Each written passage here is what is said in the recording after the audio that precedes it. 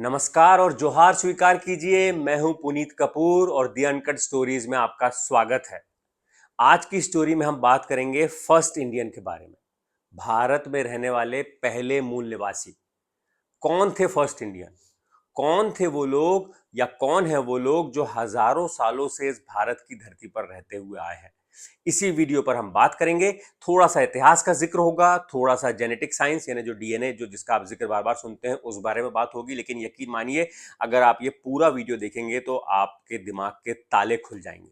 मुझे भी काफी वक्त लगा इन सब चीजों को समझने में, कहिए मेरे दिमाग के ताले खोलने में, लेकिन जब मैं समझ गया तो फिर मैंने कोशिश की। मैं सोचता हूं कि आपको समझाने की कोशिश की जाए ये, क्योंकि कौन है फर्स्ट इंडियन, कौन है भारत के पहले मूल निवासी, ये एक वीडियो में कुछ शब्दों में नहीं समेटा जा सकता। इसलिए हम इसको अलग अलग पार्ट में बनाएंगे, अलग अलग पार्ट्स में इसको अपलोड करेंगे और उसके जरिए आपको दिखाएंगे। अलग अलग पार्ट 1, पार्ट 2, पार्ट 3 देखते हैं कितने पार्ट बनते हैं, उन पार्ट्स के जरिए हम आपको दिखाएंगे। तो शुरू करते हैं आज की स्टोरी का जो हमारा मेन टॉपिक है, कौन है फर्स्ट इंडियन, कौन है भारत के मूल निवासी। इसका जवाब, अगर आपको भारत में इंसानों की मौजूदगी का बहुत पुराना प्रमाण देखना हो तो इसके लिए आपको जाना चाहिए भीमबेटका, जो कि राजधानी भोपाल से लगता हुआ रायसेन जिला है, वहां पर है भीमबेटका। वहां पर आप देखेंगे तो वहां पर आपको रॉक पेंटिंग्स, जो वहां पर पत्थरों पर, चट्टानों पर जो पेंटिंग्स की गई है उसके बारे में आपने जरूर सुना होगा। 7 पहाड़ियों में फैला और पूरा रॉक शेल्टर से भरी एक शानदार जगह है। भारत के सबसे पुराने इंसानों की मौजूदगी का प्रमाण अगर आपको देखना है तो वो यहां पर मिलेगा। ऐसा माना जाता है कि इंसानों ने यहां यही कोई 1 लाख साल पहले रहना शुरू किया होगा। भीमबेटका में, मध्य प्रदेश, रायसेन जिले में भीमबेटका है। बड़े बड़े पत्थरों पर बनाई गई जो सबसे पुरानी पेंटिंग्स की उम्र है वो 10,000 साल या उससे कुछ पहले की मानी जाती है। कुछ पेंटिंग्स हाल फिलहाल की हैं, हो सकता है 1000 साल, 1500 साल बहुत, या 2000 साल पहले पुरानी भी हो। सबसे पुरानी जो पेंटिंग्स है उसके बारे में माना जाता है कि वो इंसानों की बनाई सबसे पुरानी कला का भी एक प्रमाण है। अब वापस आते हैं भीमबेटका, तो मैंने भारत का जिक्र किया कि कहां पर सबसे ज्यादा पुराने इंसानों की मौजूदगी के प्रमाण मिलते हैं। अब हम आते हैं वापस पहले सवाल पर, फर्स्ट ह्यूमन इन इंडिया, यानी वो कौन लोग थे जो भारत में सबसे पहले से रहते हुए आए हैं, सबसे पहले जो रहा करते थे, फर्स्ट ह्यूमन इन इंडिया। इसी से जुड़ता एक दूसरा सवाल है, first modern human in India, यानी वो इंसान जिनके पूर्वज आज भी, जिनके रिश्तेदार यहां पर इस भारत में रहते हैं, यानी हमारे जो यहाँ के मूल निवासी हैं उनके सीधे जो पूर्वज हैं वो कौन थे। दोनों में फर्क है। फर्स्ट ह्यूमन एक अलग बात है और फर्स्ट मॉडर्न ह्यूमन यानी आज के लोगों से कनेक्ट करता है, और फर्स्ट ह्यूमन यानी सबसे पहले जो भारत की धरती पे इंसान रहते होंगे उनके बारे में जो है प्रमाण मिलता है। दोनों सवालों में एक बारीक सा फर्क है, वो क्या फर्क है आप आगे समझ जाएंगे। अगर यही सवाल आप पुरातत्वविदों से पूछेंगे कि भारत में पहली बार इंसानों की मौजूदगी के प्रमाण कब मिले, तो उनमें से कुछ का जवाब होगा आज से 1,20,000 साल पहले। लेकिन जब यही सवाल आप जेनेटिक साइंस के विद्वानों से पूछेंगे तो उनका जवाब होगा आज से करीब 65,000 साल पहले। दोनों के जवाब सही हैं। क्यों? क्योंकि पुरातत्वविद आज से 1,20,000 साल पहले इंसानों की मौजूदगी के प्रमाण की बात कर रहे हैं, कि जो प्रमाण आज मिले हैं कि 1,20,000 साल पहले सबसे प्राचीन में, तब भारत में इंसान यहाँ रहा करते थे। और आनुवंशिक विद्वान इस सवाल का जवाब दे रहे हैं कि आज जो लोग यहाँ रह रहे हैं मूल निवासी, उनके रिश्तेदार यहाँ कब रहते थे। ये दोनों सवालों में यही फर्क है। इंसान 1,20,000 साल पहले मौजूद थे, लेकिन जो आज के लोग हैं उनके रिश्तेदार 65,000 साल पहले थे। इसका फर्क ये है, इसके बारे में दोनों का जवाब में फर्क इसलिए है क्योंकि आनुवंशिकविद मानते हैं कि हाँ, इस दुनिया में 1,20,000 साल पहले भारत में इंसान रहे होंगे, 1,20,000 साल पहले, लेकिन 65-70,000 साल पहले वो पूरी तरीके से जो नस्ल है वो पूरी तरीके से खत्म हो गई होगी, उनका कोई वंशज बचा नहीं होगा। चाहे प्राकृतिक आपदा वजह रही हो या कोई दूसरी वजह रही हो, तो जो लाखों साल पहले जो इंसान यहाँ पर रहते थे वो पूरी की पूरी नस्ल खत्म हो गई। उसके बाद 65,000 साल पहले लगभग लगभग ये फिर से आबाद होना शुरू हुआ। जो यहाँ पर आनुवंशिक जो विद्वान है वो डीएनए की स्टडी के आधार पर मानते हैं कि आज में जो भारत में जो रहने वाले लोग हैं, मूल निवासी हैं, उनके पूर्वज 65,000 साल पहले भारत आए। भारत आए यानी मैं आज के भारत की बात कर रहा हूं, जो भारत देश की आज की भौगोलिक सीमा है मैं उसकी बात कर रहा हूं। हजारों साल पहले, लाखों साल पहले भारत का कहां तक विस्तार था, या जो आदिवासी समाज मानता है गोंडवाना लैंड का कहां विस्तार, कहां तक विस्तार था, उस बारे में हम बात नहीं कर रहे हैं, उस पर फिर अलग से वीडियो बनाएंगे। लेकिन जो हम आज जिक्र कर रहे हैं, जो आनुवंशिकविद मानते हैं कि 65,000 साल पहले भारत की धरती पर पूर्वज यहां पर आए। तो इस बात से सवाल ये आता है कि जो हमारे यहाँ के मूल निवासी हैं उनके पूर्वज कहीं और से आए होंगे, ऐसा ही क्यों है? यहाँ भी तो रह सकते हैं, शुरुआत से हो सकता है शुरुआत से यहाँ के मूल निवासी यहाँ ही रहते हो, ऐसा क्यों नहीं है? यहीं उनका जन्म हुआ हो, यहीं उनका विकास हुआ हो। तो ऐसा आज से कुछ दशक पहले तक माना जाता था कि दुनिया के अलग अलग हिस्सों में जो मूल निवासी रह रहे हैं, जो पुरातन समय से रह रहे हैं आदिवासी, वो उनका विकास उन अलग अलग हिस्सों में हुआ होगा। वहीं से वो बड़े होते हुए आज उनके तमाम रिश्तेदार उसी इलाके में मौजूद होंगे। चाहे भारतीय उपमहाद्वीप की बात हो, यूरोप की बात हो, अमेरिका की बात हो, अफ्रीका की बात हो, या ऑस्ट्रेलिया न्यूजीलैंड वहाँ की बात हो, पहले ये माना जाता था। लेकिन अब ये नहीं माना जाता है। इसके लिए हमें थोड़ा सा इतिहास में झांकना होगा, हमें थोड़ा सा आज के समय से पीछे जाना होगा। थोड़ा नहीं, थोड़ा ज्यादा ही पीछे जाना होगा। लगभग 3 लाख साल पहले हमको जाना होगा। आज से 3 लाख साल पहले इस धरती पर इंसानों की बहुत सारी प्रजातियां मौजूद थीं, लेकिन उसमें एक को छोड़कर बाकी सभी विलुप्त हो गई। सिर्फ एक ही प्रजाति बची। कुछ साल पहले तक जो सबसे आधुनिक इंसान के जीवाश्म मिले हैं, मतलब जो सबसे पीछे आप जाएंगे, जो सबसे पुराने, जो आज के इंसानों से मिलते जुलते लोग हैं, उनके जो कंकाल मिले हैं, जो खोपड़ियां मिली हैं, वो लगभग 1,95,000 साल पुराने थे, जो अफ्रीकी देश इथियोपिया के ओमो के बीच इलाके में मिले थे। लेकिन साल 2017 में, यानी आज से 8 साल पहले, अफ्रीका का ही एक और देश है मोरक्को। मोरक्को में जेबेल एरहौद नाम की एक जगह है, वहां पर एक मानव खोपड़ी मिली जो कि होमोसेपियंस के, यानी हमारे पूर्वजों की है। और ये माना गया पुरातत्वविदों ने और जेनेटिक साइंस ने कि वो लगभग 3 लाख साल पुरानी है। तो आपके हमारे पूर्वजों का इतिहास शुरू होता है आज से 3 लाख साल पहले। कैसे पता चला? जो जीवाश्म मिले पुराने, जो जमीन के अंदर दबे हुए कंकाल मिले, जो खोपड़ियां मिली, उनकी उम्र को देखकर यह अंदाजा लगा कि वो लगभग 3 लाख साल पुराने। अब हम फास्ट फॉरवर्ड करके 3 लाख साल से वापस आ जाते हैं अपने क्वेश्चन पर। आज के मूल निवासी फर्स्ट इंडियन, जो शुरू होता है 70,000 साल पहले। अब वैज्ञानिक जो है जेनेटिक स्टडीज के आधार पर ये मानते हैं कि अफ्रीका से ये कोई 65-70 हजार साल पहले जो है पूर्वज हैं, वो एशिया आए होंगे, भारत आए होंगे, और वहां पर आकर उन्होंने अपना आबादी जो है फैलाई होगी। अब यहाँ पर सवाल आता है कि हम क्यों मान लें कि अफ्रीका से ही एशिया या भारत में कोई आया है? क्यों ये नहीं माने वापस कि यहीं पर कोई जो आबादी है वो रही होगी, उसी के प्रजनन करते हुए तमाम जो आगे वंशों का विस्तार होता रहा होगा, वो फैलते रहे होंगे। तो यहाँ पर सवाल, इस सवाल का जवाब जानने के लिए कि क्यों ये वैज्ञानिक मानते हैं कि अफ्रीका जो है वहीं से कुछ लोग आए, जो आकर भारत में बसे, एशिया में बसे, और यहाँ पूरा आबादी का विस्तार हुआ, फिर पूरी दुनिया में फैल गए। इस सवाल के जवाब को हमको जानने के लिए थोड़ा सा जानना होगा जेनेटिक साइंस को, जो आनुवंशिकी की विज्ञान है, हम उसका रुख करेंगे, उस बारे में हम बात करेंगे। तब आपको थोड़ा ही बेहतर समझ में आ पाएगा कि वैज्ञानिक किस आधार पर ये मानते हैं कि अफ्रीका से यहां पर आए। इसके लिए आप अब ये थोड़ा ध्यान से देखिएगा, जो मैं आपको बातें बताऊंगा अगले 5-7 मिनट में। अगर आपको एक बार में समझ में ना आ पाए तो हो सकता है आपको 2 बार 3 बार वीडियो सुनना पड़े तब आपको समझ में आए। लेकिन अगर आपको ये एक बार जेनेटिक साइंस समझ में आ गया तो यकीन मानिए, आप आज के बाद कभी भी कोई वैज्ञानिक बात करेगा तो आप उससे रिलेट कर पाएंगे, अपने आप को जोड़ पाएंगे। आप समझ पाएंगे कि ये वैज्ञानिक किस आधार पर दावे कर रहे हैं। अलग अलग समय पर अलग अलग जगह कंकाल मिलते हैं, तो किस आधार पर वैज्ञानिक कैसे दावा करते हैं। कंकाल को देखकर, हड्डी को देखकर वो कैसे बता देते हैं कि ये किसके रिश्तेदार हैं, किससे जुड़े हुए। ये सारी बातें जब आपको समझ में आएंगी तो आप इस वीडियो को गौर से देखिएगा। अगर समझ में ना आए तो 2 बार देखिएगा। तो देखिए, जो हर एक इंसान का शरीर है, आपका मेरा शरीर, वो खरबों कोशिकाओं से बना है, जिसको सेल्स बोलते हैं। इन्हीं कोशिकाओं को हम सेल्स कहते हैं, और इन्हीं सेल्स के अंदर स्टोर होता है हमारा डीएनए, यानी हमारे शरीर की पूरी जानकारी। हर किस्म की जानकारी, चेहरा कैसा है, बाल कैसे हैं, कलर क्या है, हाथ पैर अमूमन कितने लंबे, हर किस्म की जानकारी इसके अंदर होती है, किताब की तरह। तो जो हमारे शरीर का डीएनए है, ये मान लीजिए किताब है। इसको समझाने के लिए मैंने 2 किताब रखी हैं। एक ये बड़ी किताब है और एक ये छोटी किताब है। इन दोनों के जरिए हम समझेंगे। ये समझ लीजिए, ये दोनों किताबें हमारे शरीर की किताब है। एग्जाम्पल के लिए, उदाहरण के लिए मैं आपको समझा रहा हूं। इस तरह की 2 किताबों में हमारे शरीर का पूरा डेटा जो है स्टोर रहता है। तो कैसे स्टोर रहता है? तो हम मान लीजिए किताब है एक, अगर बड़ी किताब का जिक्र करें, ये बड़ी किताब है, इसमें 23 अध्याय हैं, 23 जो है चैप्टर है इसके अंदर। और 23 चैप्टर किस तरीके से हैं? जोड़ियों में है। मतलब अगर पहला अध्याय है, जो पहला चैप्टर है, उसमें ए लेसन है और बी लेसन है, पार्ट है, ए पार्ट बी पार्ट, दोनों एक जैसे हैं। ऐसे ही दूसरा जो चैप्टर है उसमें भी ए पार्ट बी पार्ट, तीसरा जो है उसमें भी A lesson B lesson. Lesson part में इसलिए बोल रहा हूं ताकि आपको बेहतर समझ में आए। इसी तरीके से पूरे के पूरे 23 अध्याय हैं, वो 46 पाठों में, लेसन्स में, वो अलग अलग कहानियों में बटे हुए हैं। जो, और इस तरीके से ये बनकर 23 जो अध्याय बनते हैं, एक तरीके से एक जोड़ी होती है। और जो पूरे उसके पाठ हैं, जैसे अगर मान के चलिए आप 20वां अध्याय है, 20वां अध्याय का जो पाठ नंबर ए है, पाठ नंबर बी है, वो एकदम एक जैसे हैं पूरी तरीके से, पूरा का पूरा एक जैसा है। लेकिन हम उनको फोटोकॉपी इसलिए नहीं कह सकते क्योंकि इसमें 0.1% का इतना सा फर्क है। उन अध्यायों में, बाकी पूरा सब कुछ सेम टू सेम है। और इस पूरी किताब में जो ये दो किताबें हैं, हमारे शरीर की एक बड़ी एक छोटी, इसमें अगर हम अक्षरों के हिसाब से मैं आपको बताऊं, वर्णों के हिसाब से बताऊं, क ख ग घ या ABCD के हिसाब से देखें तो लगभग 3 अरब अक्षर लिखे हुए हैं इन दो किताबों में जो हमारे शरीर की है। इसी को वैज्ञानिक पढ़ते हैं। तो आज की इस दुनिया में जितने इंसान हैं, सबकी DNA की किताब में, या पहले भी जितने इंसान रहे हैं, उनके अंदर इस तरह की दो किताबें रहती हैं। उसमें 3 अरब अक्षर हैं, 23 अध्याय हैं, जिसमें 46 उसमें पाठ हैं अलग अलग। उसके अलावा एक छोटी किताब है। अगर आप इसको मान लीजिए कि ये जो किताब है 1000 पन्नों की है, तो आप बेहतर समझ पाएंगे।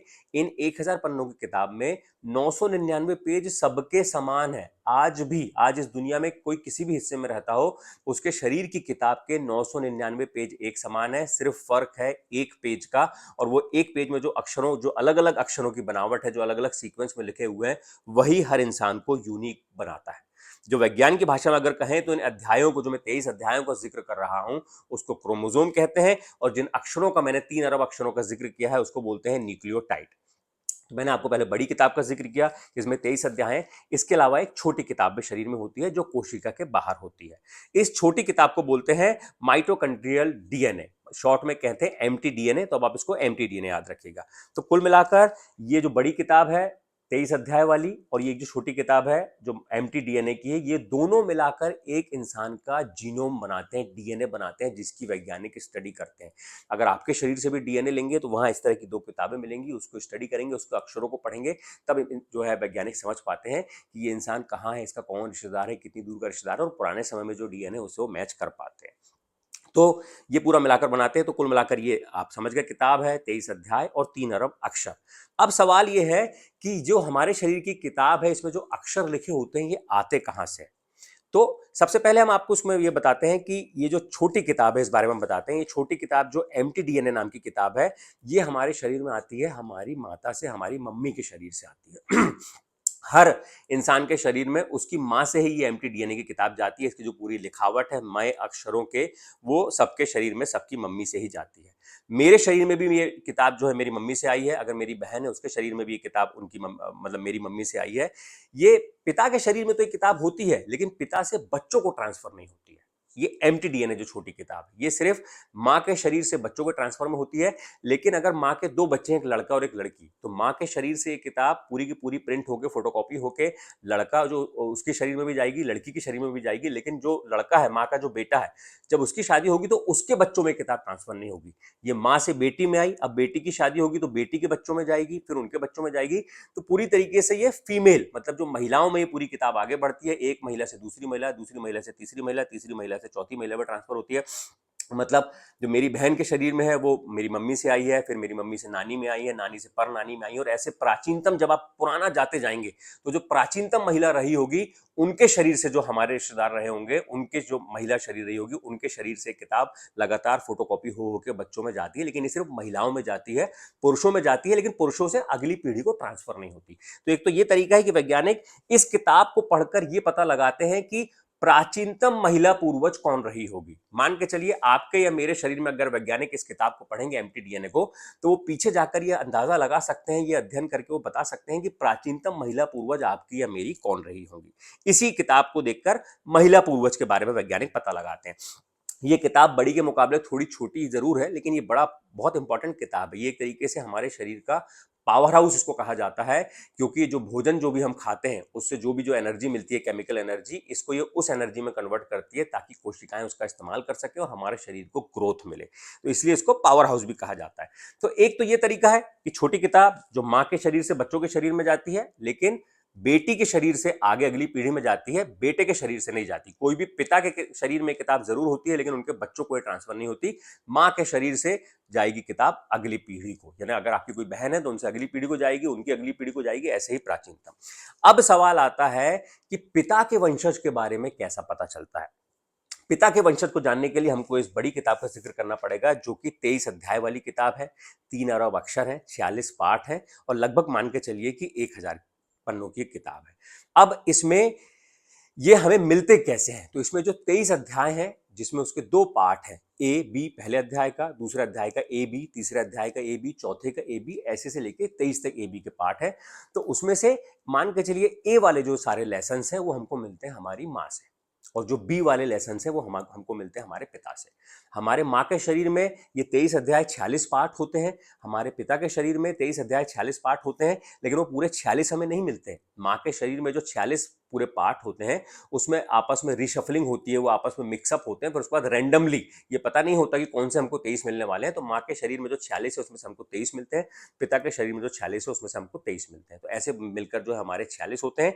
इस प्रक्रिया को रिकॉम्बिनेशन कहा जाता है। ये पूरे पाठ जोड़ों में होते हैं। इसमें फर्क होता है वही 0.1% का, यानी पिता के जो है हमको शरीर से 500 पन्नों की किताब मिली, माता के शरीर से 500 पन्नों की किताब मिली, टोटल 1000 पन्नों की किताब हो गई। उसमें 999 पेज एक जैसे होंगे, लेकिन सिर्फ एक पेज का फर्क होगा। इसको वैज्ञानिक भाषा में रिकॉम्बिनेशन कहते हैं। मैंने आपको बताया ये एक जैसे होते हैं, लेकिन इसमें एक अपवाद है। मैं ये पूरी कहानी आपको क्या बता रहा हूं, फिर से याद दिलाता हूं कि माँ के पूर्वजों को तो पता चल गया छोटी किताब से, लेकिन पिता के पूर्वज कि मेरे पिता के पिता के पिता या आपके पिता के पिता के पिता 1000 साल, 10,000 साल, 20,000 साल, 50,000 साल पहले वो कौन पूर्वज थे, उसका किताब इस जो है पता है, इस किताब से पता चलता है। बाकी सब तो सेम होता है, लेकिन इसमें एक अपवाद होता है 23वां अध्याय। ये शायद आपने बायोलॉजी में अगर अपने स्कूल में पढ़ा होगा, जिसको सेक्स क्रोमोसोम बोलते हैं, जो सेक्स अध्याय बोलते हैं, उससे पता चलता है पिता के पूर्वज के बारे में। ये कैसे पता चलता है? ये जो इस किताब का जो आखिरी अध्याय होता है 23वां अध्याय, उसमें जो ए और बी पार्ट होते हैं उसमें लड़के के शरीर में अलग होते हैं, लड़की के शरीर में अलग। मान के चलिए मैं लड़का हूं, तो जो 23वां अध्याय है उसमें मेरे में जो अगर पार्ट है वो एक्स वाई होंगे, एक्स वाई। किसी भी लड़के के शरीर में एक्स और वाई नाम के पार्ट होंगे 23वें अध्याय में, अगर वो लड़का है तो।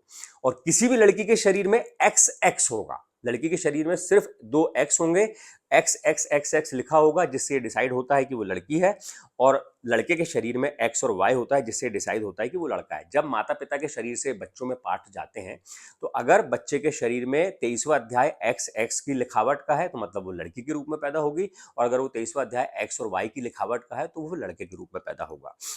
तो इसमें जो ये वाई वाला पार्ट है जो लड़कों को मिलता है, ये एक्सक्लूसिवली सिर्फ पिता से मिलता है। एक पिता से दूसरे बच्चे को, फिर उसके बच्चे को, उसके बच्चे को, उसके बच्चे को।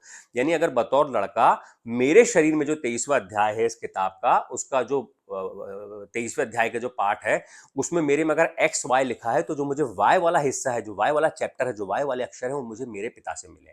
मेरे पिता को उनके पिता से मिले हैं, उनके पिता को उनके पिता से मिले, और ऐसे आप पीछे जाते जाएंगे तो हजारों साल पहले जो हमारे पूर्वज रहे होंगे, उनके पिता से वो वाई वाला पार्ट सिर्फ बेटे को मिलता है। जैसे एम्प्टी डीएनए की किताब, इसमें जो भी मिलता है वो माँ से मिलता है, और बेटी के शरीर से आगे फॉरवर्ड होता है, उसकी बेटी को आगे फॉरवर्ड होता है, उसकी बेटी को आगे फॉरवर्ड होता है।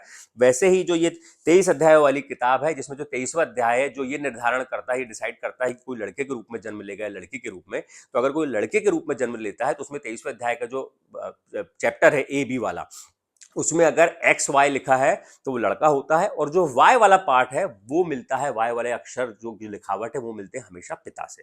तो इस तरीके से वैज्ञानिक ये निर्धारण कर लेते हैं कि इसके जो पुरुष पूर्वज है, मेरे पुरुष पूर्वज या आपके पुरुष पूर्वज कौन रहे होंगे। मान के चलिए अगर आप ये सुन रहे हैं, अगर आप एक लड़की हैं, तो आपके शरीर में जो एम्प्टी डीएनए होगा, उससे वैज्ञानिक पता लगा लेंगे आपकी मम्मी, उनकी मम्मी, उनकी मम्मी, और ऐसे हजारों साल पुरानी मम्मी।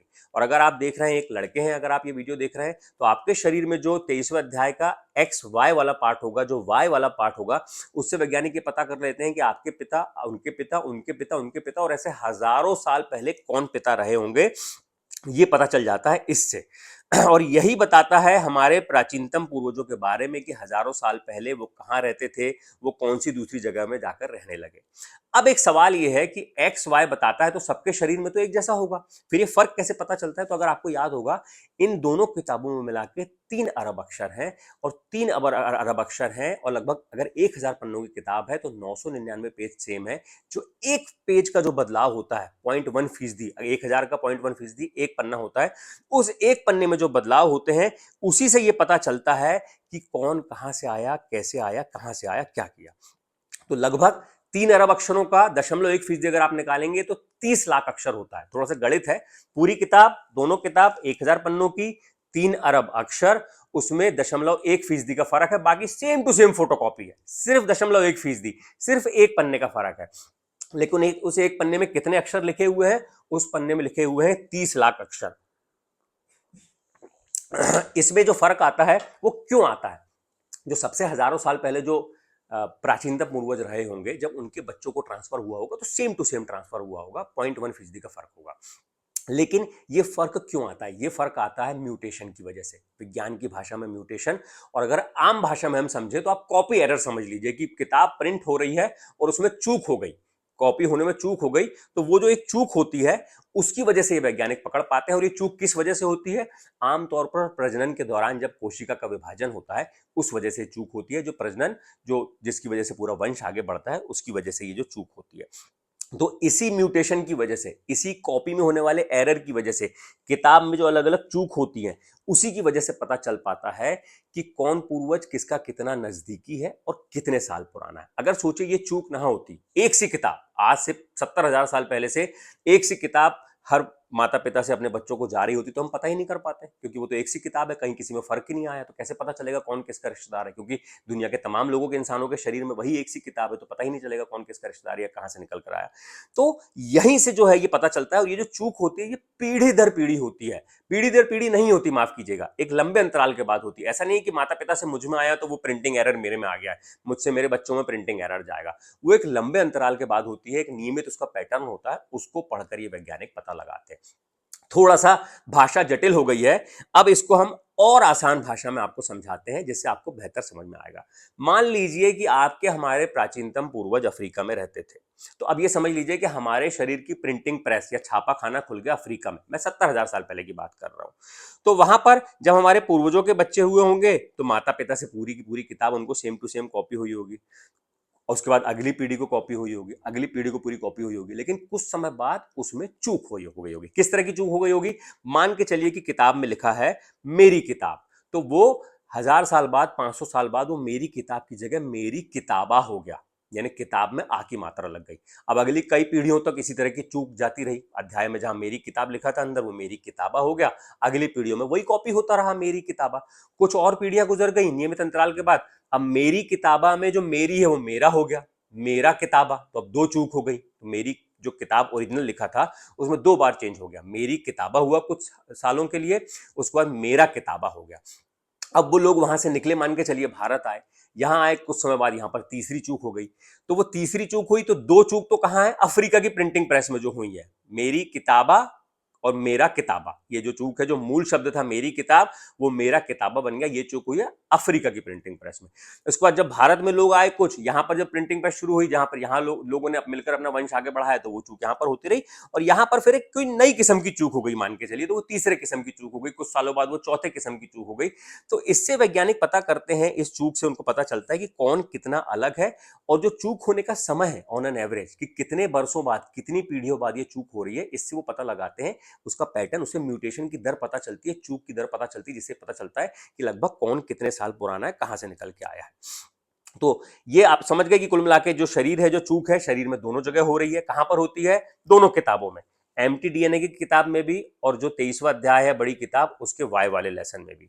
तो आज क्या है, वैज्ञानिकों के पास पूरी दुनिया का जीनोम डीएनए का डाटा है, पूरा भरा हुआ है। या फिर ये कहिए कि अलग अलग इंसानों के जो शरीर हैं उनकी जो ये छोटी एम्प्टी डीएनए किताब है और ये जो बड़ी किताब है जिसका 23वां अध्याय का वाई वाला पार्ट है, इसका पूरा का पूरा वैज्ञानिकों के पास डेटा है, अलग अलग आज के लोगों का है। साथ ही अलग अलग समय में जो जीवाश्म मिले हैं, जो इंसानों के कंकाल मिले हैं जमीन में दबे हुए, जो पुरानी सभ्यताएं मिली है, उनका भी डीएनए वैज्ञानिकों ने एक्सट्रैक्ट किया।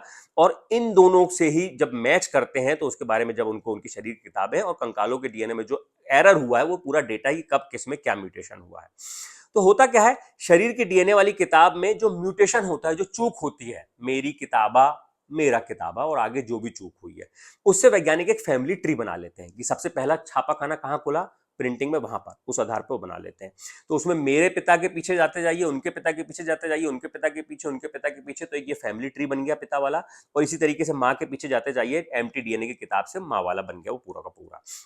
तो जो कॉपी एरर होता है वो एक तय अंतराल के बाद होता है। मैंने आपको बताया वैज्ञानिकों ने स्टडी किया कि 65,000 सालों से लगातार जब वो जीवाश्म मिल रहे थे तो वो देख रहे थे कि कितने कितने, मान के चलिए वो 500 साल का समय है, 700 साल का समय, उसके बाद वो एन एन एवरेज उस तरह का बदलाव होता आ रहा है। तो इससे वो देख के पता चल जाते हैं कि कोई कंकाल कितने साल पुराना होगा।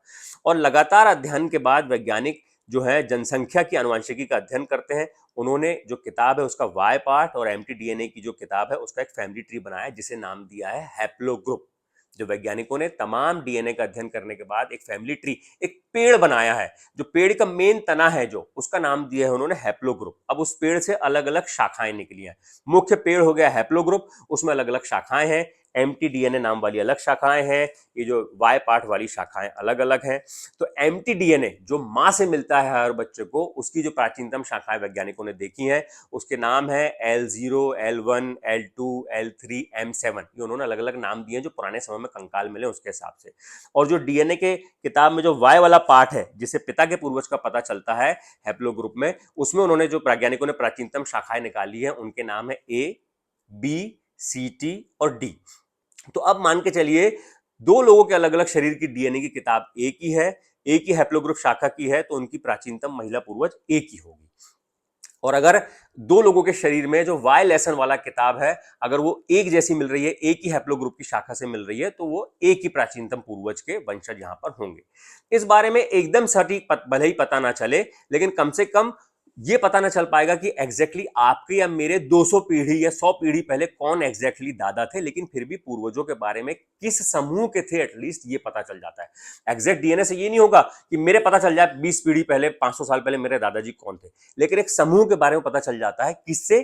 वही एरर से, जो मेरी किताबा और आगे जिस तरह की चूकें आती जा रही हैं, उससे पता चल जाता है कि 500 साल पहले जब चूक हुई होगी तो कौन सी आबादी का समूह रहा होगा जिसने अपना वंश आगे बढ़ाया होगा।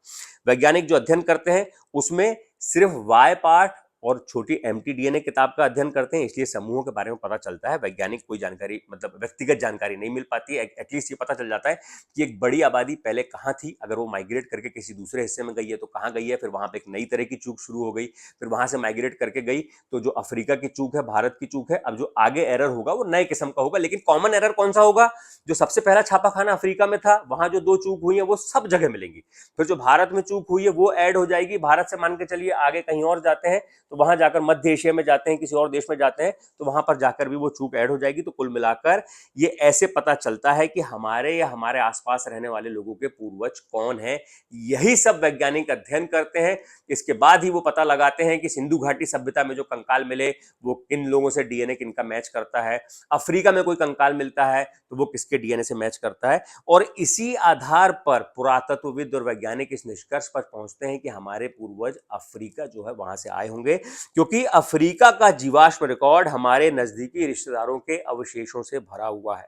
इस मामले में अफ्रीका को छोड़कर दुनिया का कोई ऐसा इलाका नहीं है जो इसके नजदीक भी बैठता हो। जीवाश्म से मिले डीएनए, यानी जो कंकाल मिले, जो खोपड़ियां मिली, उससे जो डीएनए मिले, वो इस बात की तस्दीक करते हैं कि अफ्रीका से बाहर की आबादी जो है, अफ्रीका से ही माइग्रेट हुए लोगों के ही वंशज हैं, जो लगभग 17,000 पहले अफ्रीका से निकले, फिर एशिया आए, हमारे यहाँ भारत, हमारे महाद्वीप में आए, दक्षिण एशिया में, और फिर पूरी दुनिया में फैल गए। तो कुल मिलाकर यहां से वैज्ञानिक पता लगाते हैं। कुल मिलाकर हमने कोशिश की है, थोड़ा जटिल जरूर है, जेनेटिक साइंस हमने आपको समझाने की कोशिश की। लास्ट में आपको वाइंड अप मैं छोटे उसमें कर देता हूं कि आप ये मान के चलिए कि आपके शरीर की जो किताब है उसमें दो इंपॉर्टेंट पार्ट होते हैं। एक एमटी डीएनए होता है जो हर बेटी को अपनी मां से मिलता है, हर बच्चों को अपनी मां से मिलता है, लेकिन बेटी टू बेटी ट्रांसफर होता है। मां अपनी बेटी को देगी, वो उसकी बेटी को देगी, वो उसको बेटी को देगी।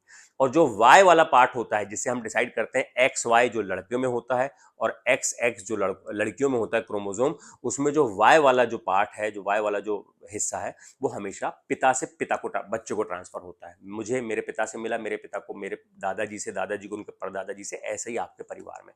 तो इन दो चीजों का अध्ययन करते हैं वैज्ञानिक। इनमें समय समय पर चूक होती रहती है। इसमें जो भी जिस तरीके के साइंटिफिक अक्षर लिखे होते हैं जो वैज्ञानिकों ने पढ़े हैं, उसमें समय समय पर एरर होता है प्रिंटिंग में। उस एरर को पकड़ के वैज्ञानिक पता लगाते हैं कि हाँ, आज मान के चलिए भारत में जो लोग रह रहे हैं और अफ्रीका में किसी का कंकाल मिलता है, तो भारत के लोगों के डीएनए में जो म्यूटेशन है, जो चेंज हुआ है, जो चूक हुई है, वो अफ्रीका के कंकाल में भी मिल रहा है। तो कम से कम यहां से वैज्ञानिक लिंक कर पाते हैं कि हाँ, ये अफ्रीका से कनेक्टेड हो सकते हैं। अब अफ्रीका में जो लोगों में चूक हुई है, जो कॉपी एरर हुआ है, वो भारत में आ गया। अब भारत के लोग अगर कहीं और जाएंगे, वहां पर कोई नई किस्म की चूक होगी, तो अफ्रीका वाला एरर उस इंसान के शरीर में होगा।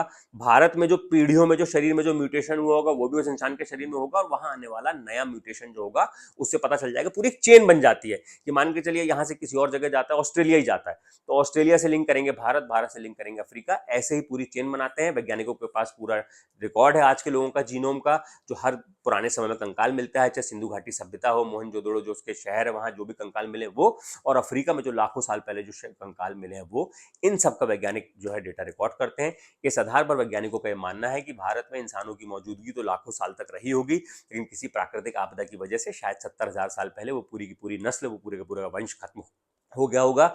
उसके बाद फिर अफ्रीका से जो है कुछ लोग आबादी उन्होंने माइग्रेट किया होगा, वहां से प्रवास किया होगा, वो प्रवास करके भारत आए होंगे, यहाँ पर उन्होंने अपनी अगली पीढ़ी बढ़ाई होगी, वो तमाम लोग यहाँ पर फैल गए होंगे। अब इस वीडियो में फिलहाल इतना ही, क्योंकि बहुत ऑलरेडी ज्यादा लंबा बन चुका है। आपके मुझे लगता है कि 2-3 बार अगर आप देखेंगे तो वीडियो बेटर समझ में आएगा। खास तौर पर जो डीएनए वाला हिस्सा है वो मुझे लगता है आपको 2 से 3 बार देखना पड़ेगा, तब आप समझ पाएंगे। लेकिन इसको समझने के बाद जब आगे जो हम वीडियो बनाएंगे जिसमें हम बताएंगे कि अफ्रीका से कौन लोग चले जो भारत आए, कौन से लोग चले जो यूरोप चले गए, यूरोप और भारत में आए लोगों में क्या फर्क है, कौन सा हिस्सा है जो सिर्फ भारत में मिलता है यूरोप में नहीं मिलता है, ये सारे फर्क जब हम जानेंगे तो आगे जाके हम पूरी की पूरी स्टडी उसमें करेंगे। कौन माइग्रेट हुआ, आर्यों का इतिहास भी इसमें हम जानेंगे, आर्य कहां से आए, कैसे आए, किस वक्त में आए, बाहर से आए कि नहीं आए, ये तमाम बातों पर हम बात करेंगे। फिलहाल के लिए इस वीडियो में इतना ही। अगर ये वीडियो आपको अच्छा लगा तो इसे लाइक कीजिएगा, शेयर कीजिएगा, कमेंट करके हमें बताइए। अगर कोई हिस्सा आपको समझ में ना आए तो हम कोशिश करेंगे आपको वहां पर आपके सवालों का जवाब देने की कोशिश करेंगे। और सबसे पहले हमारे चैनल को सब्सक्राइब जरूर कीजिएगा। शुक्रिया।